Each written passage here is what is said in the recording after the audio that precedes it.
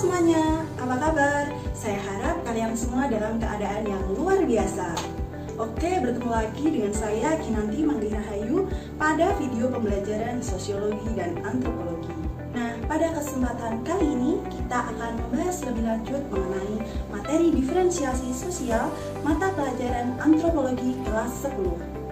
Di antara kalian ada yang sudah tahu mengenai pengertian apa itu diferensiasi sosial? Mungkin kata diferensiasi sudah tidak asing di telinga kita. Nah, diferensiasi biasa kita artikan sebagai sebuah perbedaan. Namun, untuk diferensiasi sosial, perbedaan yang seperti apa sih yang dimaksud? Nah, sebelum kita memasuki materi ini lebih lanjut, saya akan memberikan kesempatan kepada kalian untuk menyaksikan video singkat berikut ini supaya kalian menjadi lebih mudah untuk memahami materi diferensiasi sosial di masyarakat. Selamat menyaksikan. Inilah Indonesia, rumah bagi 1.300 suku dan etnis yang menuturkan lebih dari 700 ragam bahasa. Semuanya terbingkai dalam keragaman budaya. Puja bangsa. Nah, bagaimana video tadi? Sungguh menarik, bukan? Video tadi berjudul Budaya Indonesia yang saya ambil dari sebuah kanal YouTube bernama Budaya Saya. Nah, dari video tadi tentunya kita dapat memahami bahwa Indonesia adalah sebuah negara yang memiliki wilayah sangat luas yang terbentang dari Sabang sampai dengan Merauke. Luasnya wilayah Indonesia mengakibatkan muncul beraneka ragam kebudayaan di Indonesia seperti rumah adat, kesenian, agama, bahasa, dan masih banyak lagi. Perbedaan-perbedaan itulah yang harus kita pahami secara mendatar.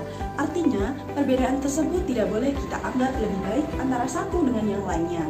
Atau hal ini dapat kita sebut mengenai diferensiasi sosial. Oke, dari penjelasan tadi, apakah kalian sudah mulai memahami sedikit mengenai diferensiasi sosial? Baik, saya akan melanjutkan. Jadi, diferensiasi sosial adalah sebuah perbedaan di masyarakat secara horizontal. Perbedaan tersebut tidak mengakibatkan tinggi atau rendahnya posisi maupun status seseorang, melainkan perbedaan tersebut merupakan sebuah corak dari keberagaman masyarakat itu sendiri. Nah, selanjutnya kita akan membahas lebih lanjut mengenai jenis diferensiasi sosial di masyarakat dan bentuk diferensiasi sosial di masyarakat. Jenis diferensiasi sosial dibagi menjadi 3. Yang pertama yaitu diferensiasi tingkatan atau rank differentiation.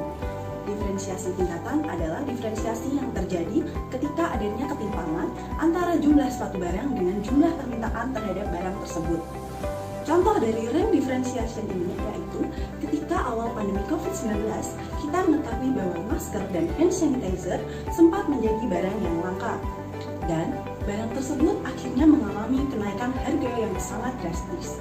Akibatnya, hanya orang-orang tertentu saja yang mampu membeli barang tersebut. Lalu, jenis diferensiasi yang kedua yaitu diferensiasi fungsional atau functional differentiation. Nah, diferensiasi ini terjadi karena adanya perbedaan dalam pembagian kerja pada suatu lembaga. Contohnya yaitu seorang dokter yang berada di dalam rumah sakit bertanggung jawab untuk menyembuhkan pasiennya. Kemudian jenis diferensiasi yang ketiga yaitu diferensiasi adat atau custom differentiation. Diferensiasi ini muncul karena adanya perilaku yang kurang tepat dalam situasi tertentu.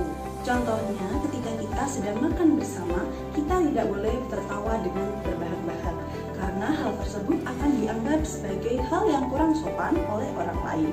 Namun, hal tersebut akan menjadi wajar apabila kita sedang menonton sebuah tayangan komedi. Setelah memahami mengenai jenis diferensiasi sosial, selanjutnya kita akan membahas mengenai bentuk diferensiasi sosial. Adapun bentuk diferensiasi sosial yaitu ada jenis kelamin atau gender, kemudian ada usia, lalu ada ras, selanjutnya ada agama, kemudian suku bangsa, pekerjaan, dan klan. Oke, kita akan bahas satu persatu pada setelah ini. Bentuk diferensiasi sosial yang pertama yaitu jenis kelamin atau gender, di mana laki-laki dan perempuan memiliki kodrat yang sama.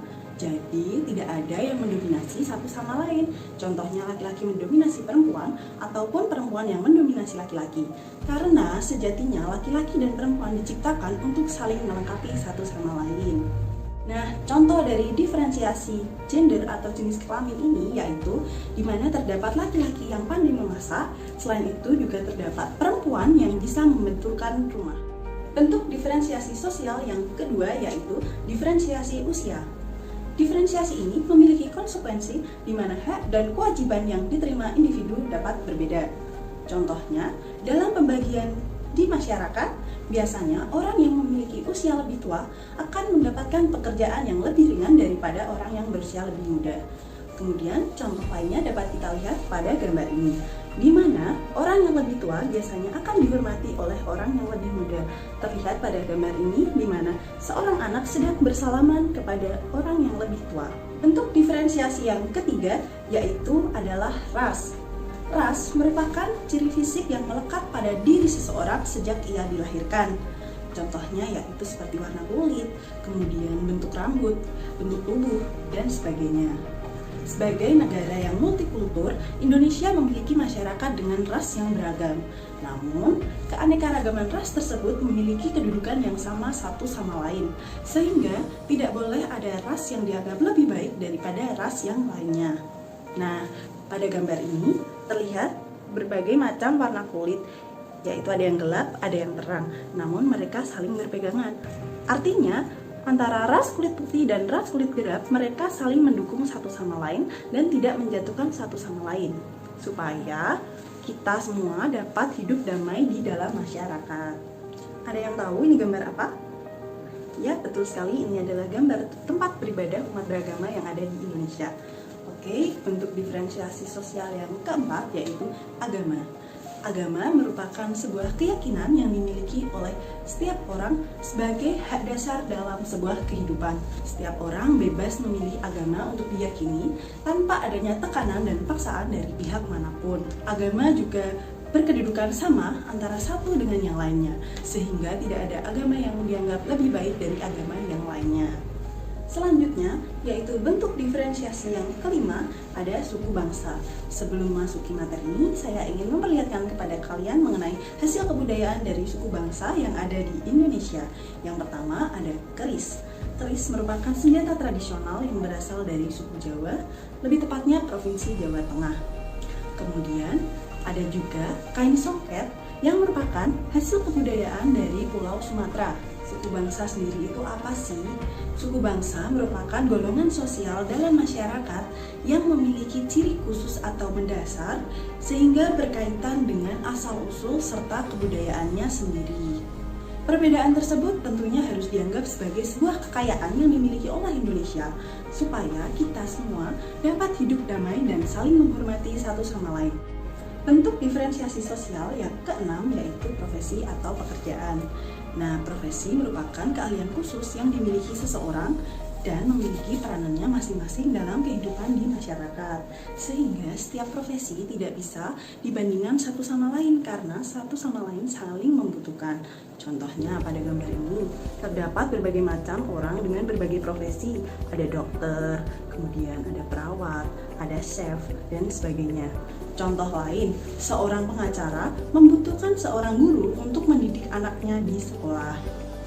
Bagaimana teman-teman? Kalian sudah mulai paham kan dengan penjelasan mengenai diferensiasi sosial? Atau mungkin kalian sudah mulai sedikit pusing dalam memahami? Ayo kalian harus lebih fokus lagi ya. Bentuk diferensiasi sosial yang terakhir atau yang ketujuh yaitu klan. Klan merupakan sistem sosial dalam masyarakat yang terbentuk karena adanya garis keturunan atau ikatan darah. Nah, contoh klan pada masyarakat Indonesia yaitu klan pada masyarakat Minangkabau, di mana sistem kekerabatan mereka ditarik dari keturunan garis ibu atau yang dinamakan dengan matrilineal. Nah, jika kalian masih bingung, maka perhatikan gambar berikut ini. Pada masyarakat Minangkabau menganut sistem kekerabatan matrilineal yang ditarik dari garis ibu. Nah, ini merupakan contoh sistem kekerabatan matrilineal. Nah, yang ini merupakan lingkaran atau pengibaratan seorang perempuan, kemudian segitiga yaitu laki-laki. Mereka ditarik dengan garis perkawinan. Kemudian mereka memiliki anak yang ditarik dengan garis keturunan, yaitu anaknya laki-laki dan perempuan. Nah, karena mereka menganut sistem kekerabatan matrilineal, maka ditarik dari keturunan garis ibu, yaitu dari garis anak perempuan. Kemudian anak perempuan ini menikah dengan laki-laki dan menghasilkan keturunan lagi.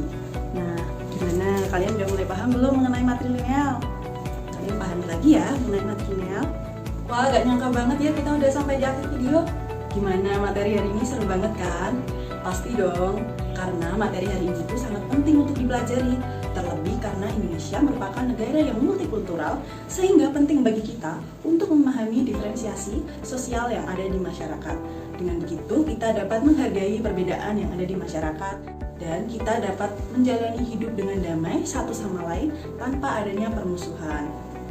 Nah, di akhir ini saya mau memberikan tugas kepada kalian.